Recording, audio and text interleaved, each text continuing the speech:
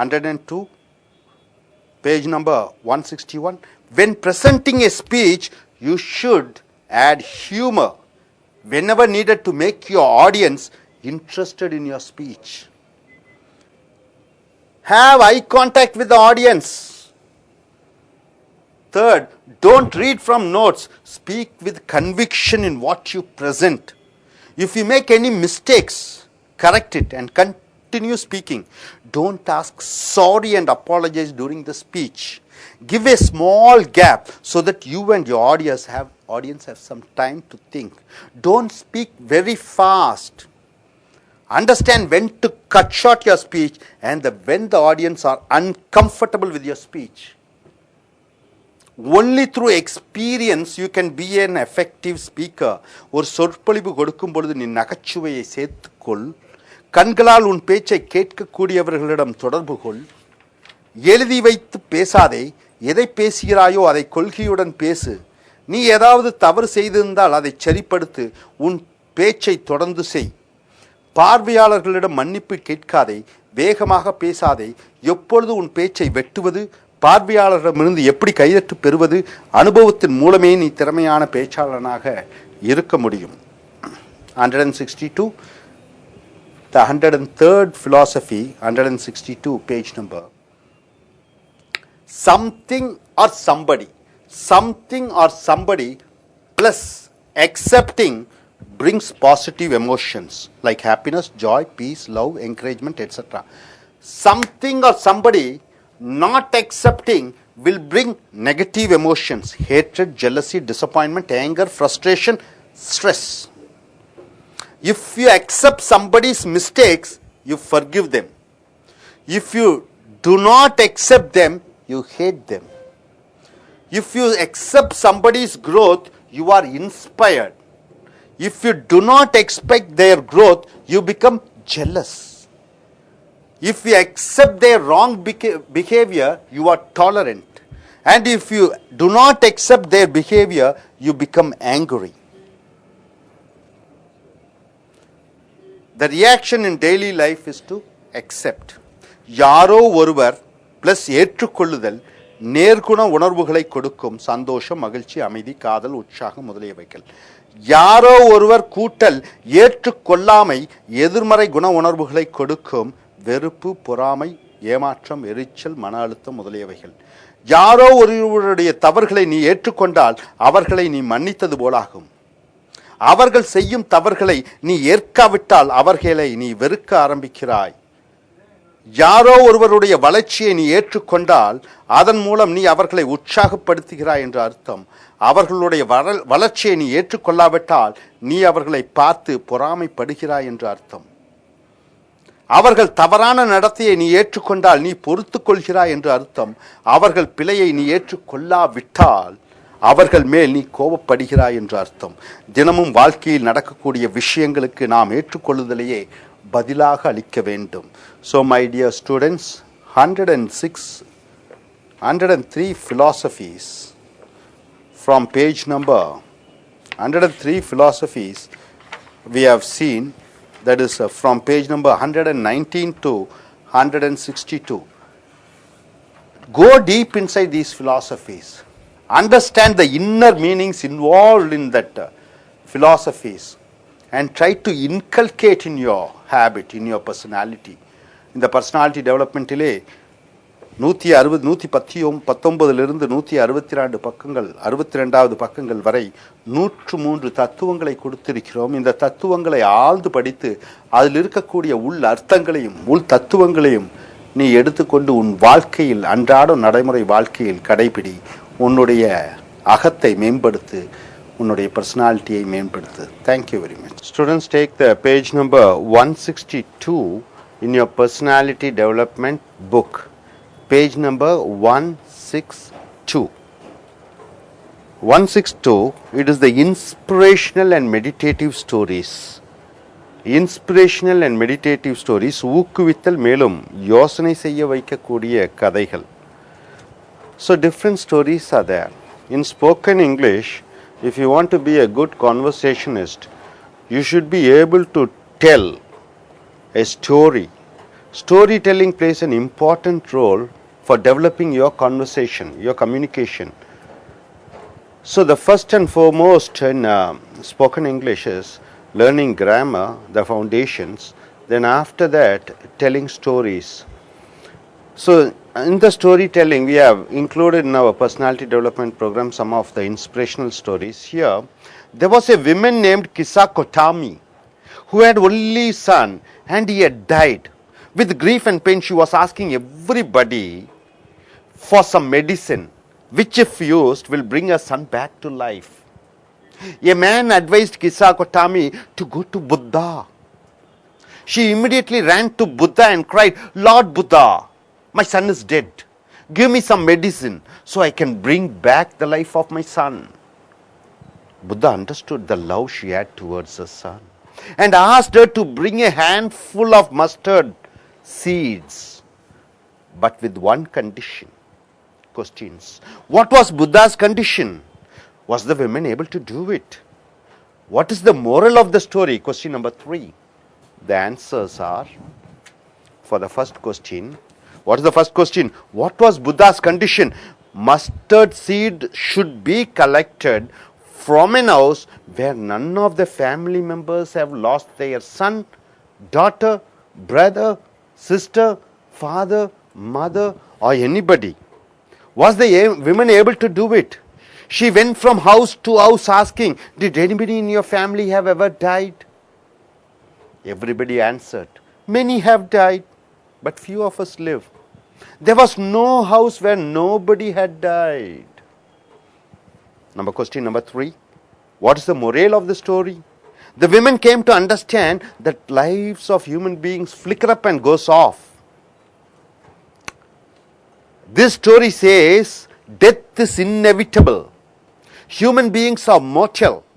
But if we live a selfless life, even after our death, immortal, we remain immortal in the hearts and minds of the people. So here, Kisa Kotami என்கிற பெண்ணிற்கு ஒரு மகன் இருந்து இறந்தான். துயரத்தாலும் வேதனையாலும் அவள் சந்திக்கக்கூடிய ஒவ்வொருவரிடம் சென்று தன் மகன் உயிருடன் திரும்பி வர ஏதேனும் ஒரு மருந்து தருமாறு கேட்டாள். ஒருவர் அவளை புத்தரிடம் சென்று உதவி கேட்குமாறு கூறினார். அவள் புத்தரிடம் சென்று அழுது, புத்தர் அவர்களே, என் மகன் இறந்து விட்டான், அவன் திரும்ப உயிருடன் வர ஏதேனும் மருந்து கொடுக்குமாறு கேட்டாள். புத்தர் அந்த பெண்மணி தன் மகள் மேல் உள்ள அன்பினை உணர்ந்து கொண்டு அவளிடம் ஏதாவது ஒரு வீட்டுக்கு சென்று கையளவு எள்ளு விதைகளை கொண்டு வருமாறு கூறினார். ஆனால் அவர் ஒரு நிபந்தனை விதித்தார். கேள்விகள். புத்தருடைய நிபந்தனை என்ன? இரண்டாவது கேள்வி, அந்த பெண்ணால் அந்த நிபந்தனையை நிறைவேற்ற முடிந்ததா? 3. இந்த கதையின் தத்துவம் என்ன? விடைகள். முதல் கேள்விக்கான விடை புத்தருடைய நிபந்தனை என்ன?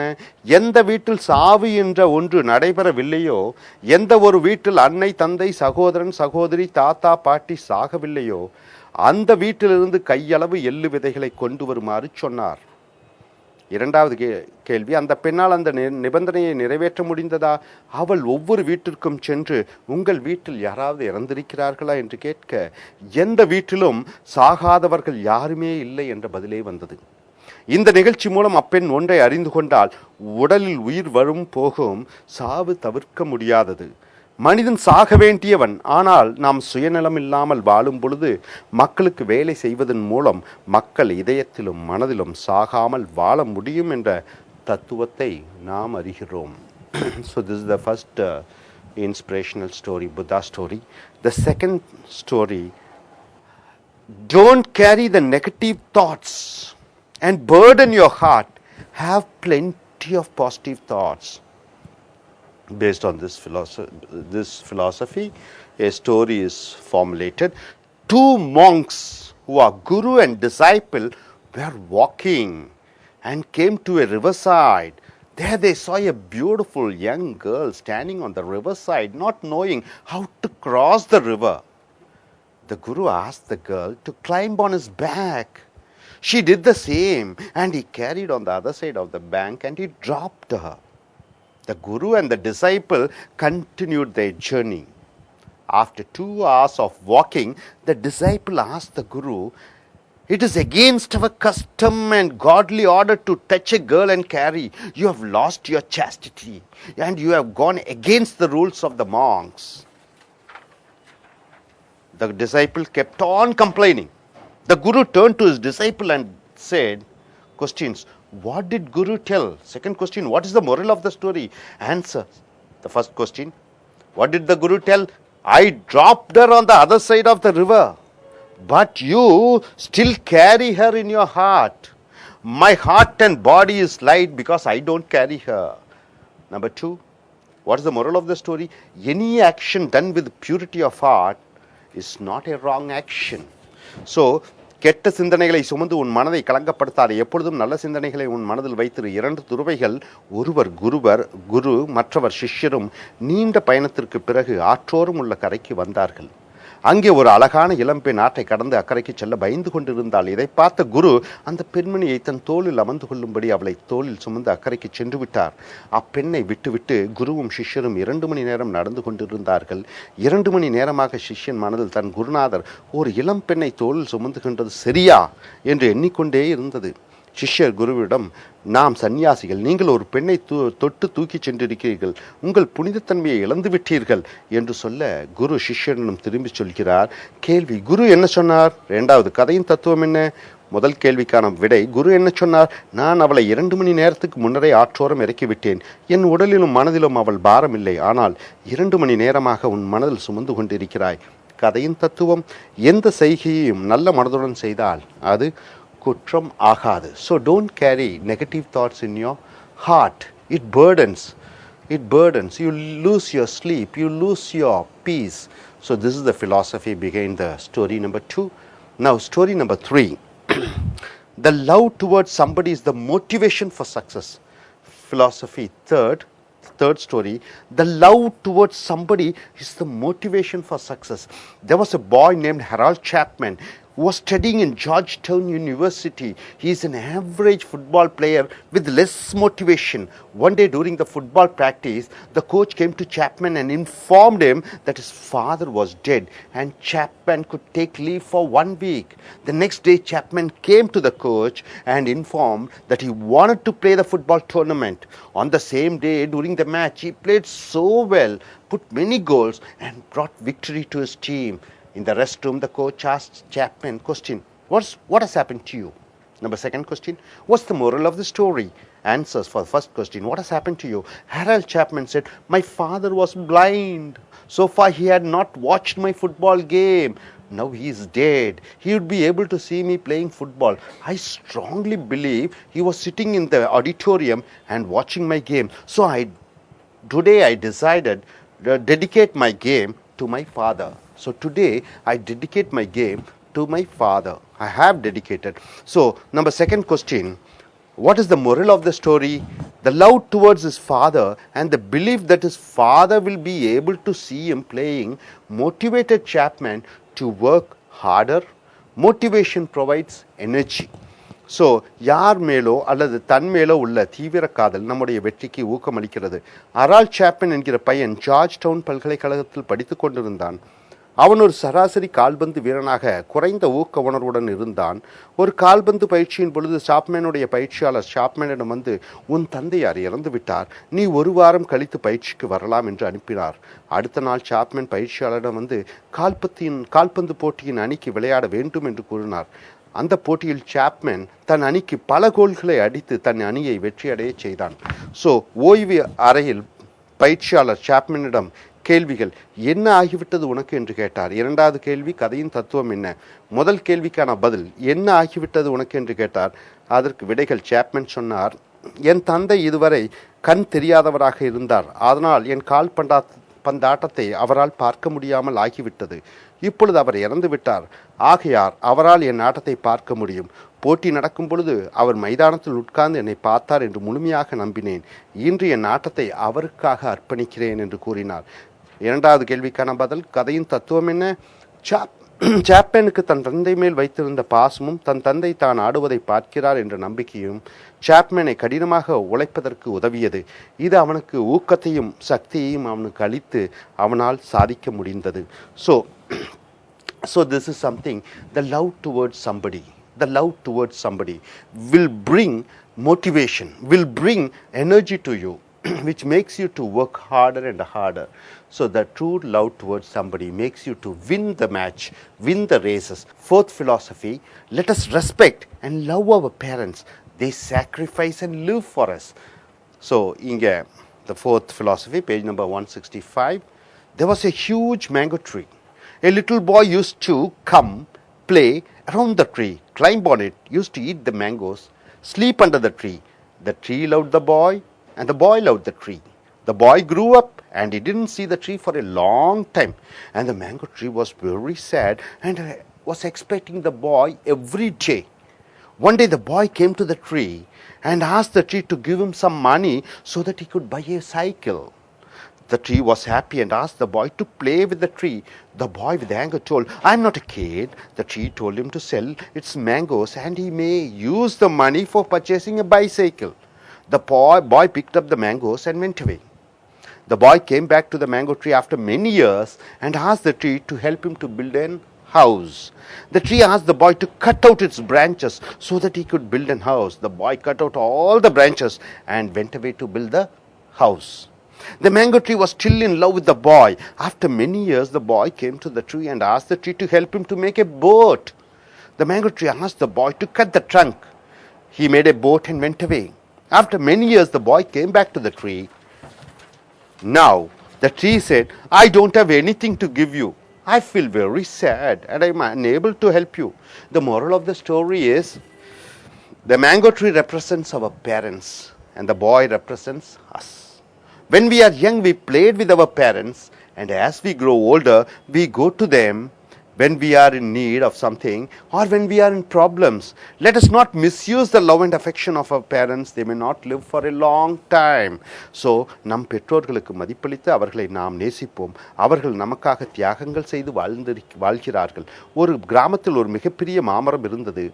ஒரு சிறுவன் அந்த மாமரத்துடன் விளையாடி அதை சுற்றி கொண்டு மாமரத்தில் ஏறி பழங்களை சாப்பிட்டும் மரத்தின் நிழலில் தூங்கவும் செய்தான். பையன் மரத்தை நேசித்தான், மரமும் பையனை நேசித்தது.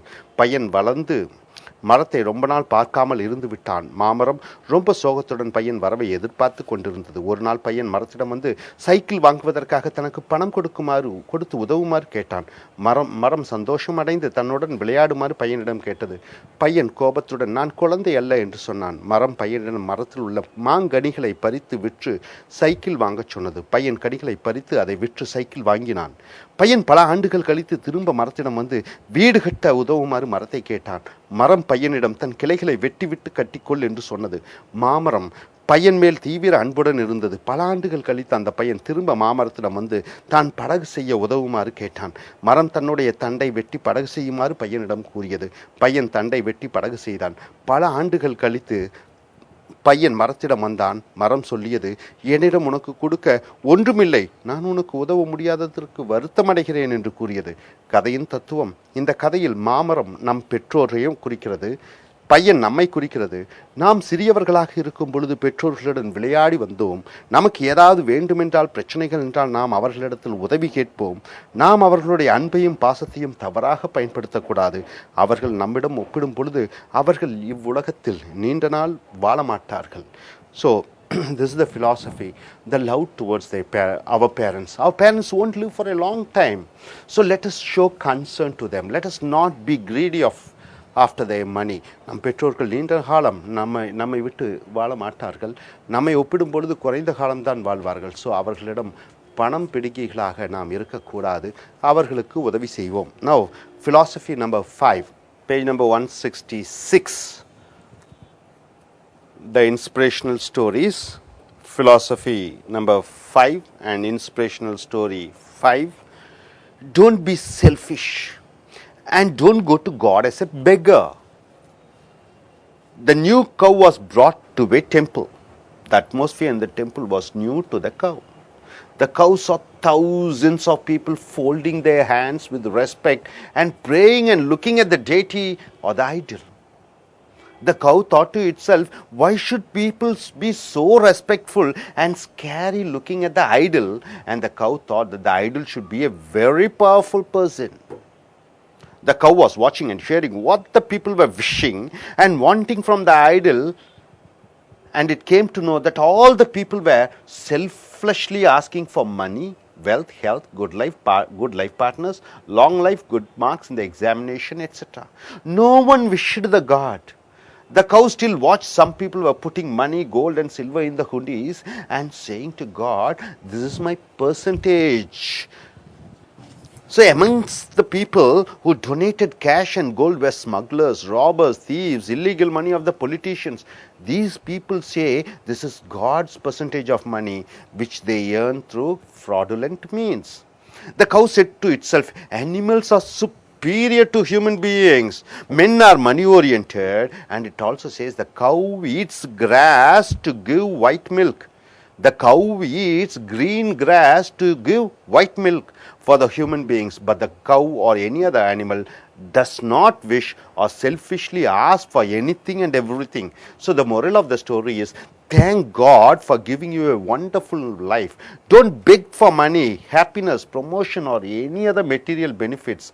You came to this world alone without carrying anything in your hand, and you go out of this world without carrying anything. So சுயநலவாதியாக இருக்காதே, கடவுளிடம் பிச்சை கேட்காதே. ஒரு மாடு புதிதாக கோயிலுக்கு கொண்டு வரப்படுகிறது. கோயிலின் சூழ்நிலை மாற்றிற்கு புதிதாக இருந்தது. அந்த பசுமாடு கோயிலில் ஆயிரக்கணக்கான மக்கள் பயபக்தியுடன் ஒரு சிலையை நோக்கி கும்பிடுவதை பார்த்து அந்த பசு தன்னைத்தானே கேட்டுக்கொண்டது. ஏன் மக்கள் பயத்துடனும் மரியாதையுடனும் அந்த சிலையை நோக்கி வணங்குகிறார்கள்? மேலும் அந்த பசு நினைத்து கொண்டது அந்த சிலை ஒரு சக்தி வாய்ந்த மனிதராக இருக்க வேண்டும் என்று. அந்த பசு மக்கள் அந்த சிலையிடம் கேட்கும் விஷயங்களை கேட்டுக்கொண்டிருந்தது. அநேக மனிதர்கள் அந்த சிலையிடம் சுயநலமாக பணம், வசதி, நல்ல ஆரோக்கியம், தனக்கு வேண்டிய ஆண் பெண் துணைகள், நீண்ட ஆயுள், பரீட்சையில் நன்மதிப்பெண் முதலியவைகளை கேட்டார்கள்.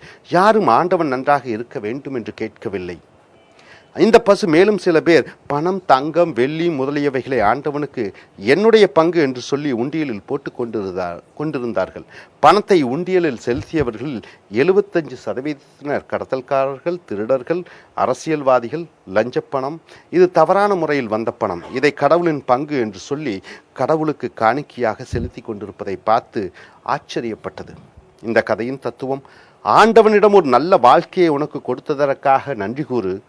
ஆண்டவனிடம் பணத்திற்காகவும் சந்தோஷத்திற்காகவும் பதவி உயர்வுக்காகவும் அல்லது எந்த ஒரு பொருளுக்காகவும் பிச்சை கேட்காதே.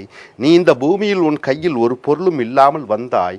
அதே போன்று இந்த பூமியை விட்டு செல்லும்போது எந்த பொருளும் இல்லாமல் தான் செல்ல வேண்டும். So don't go to temples or churches or mosques begging God. Leave him alone.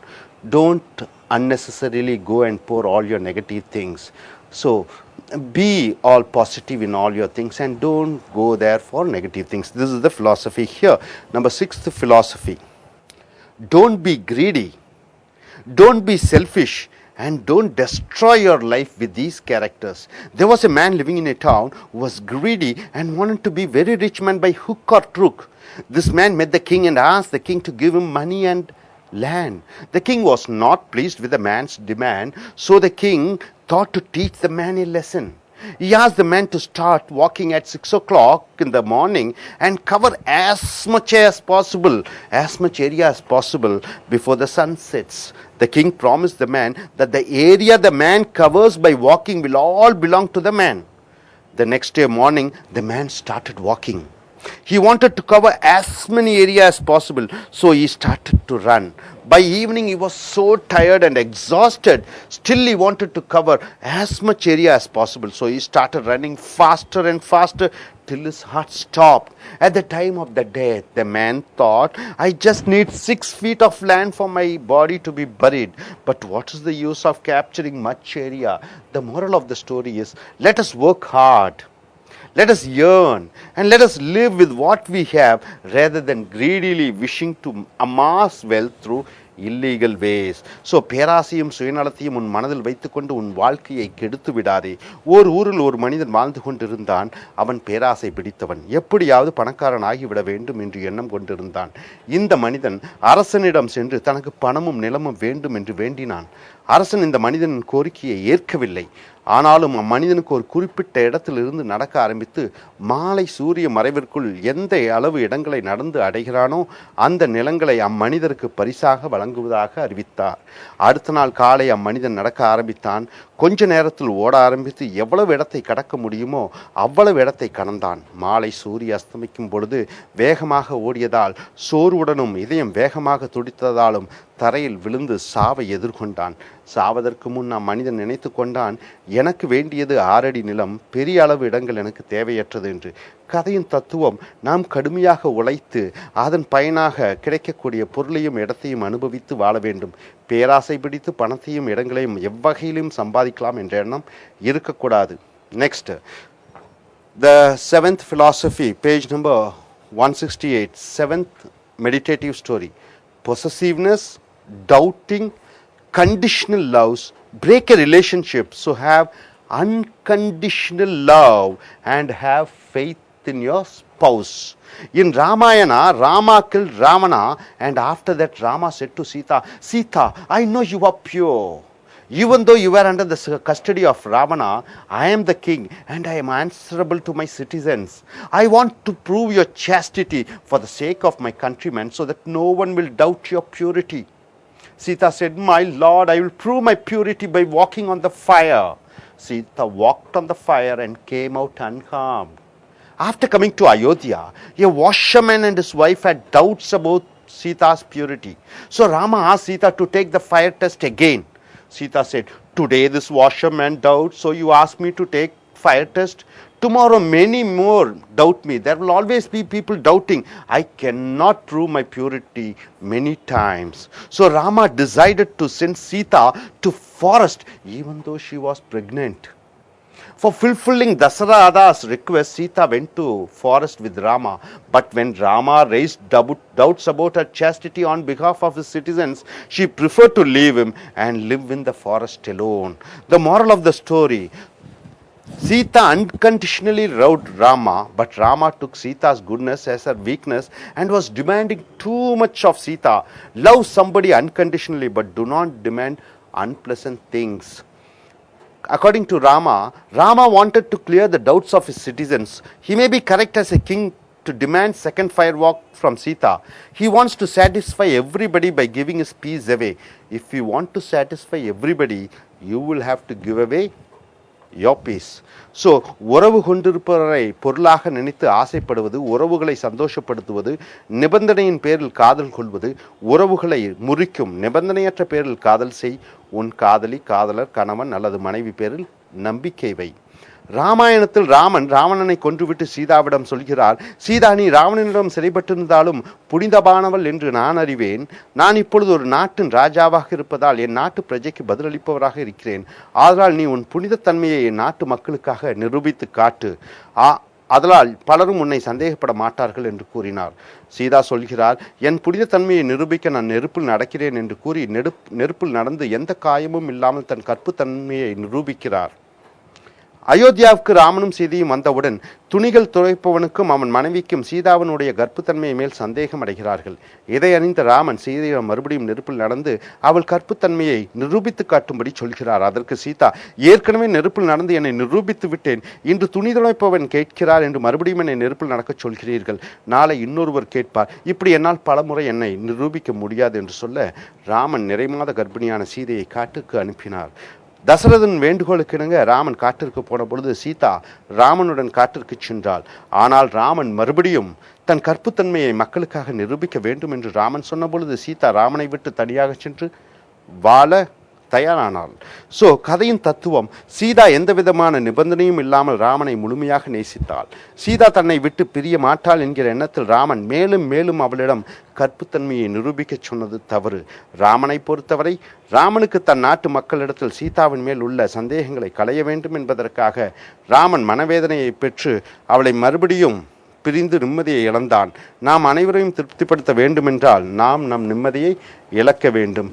So students, we cannot satisfy everybody.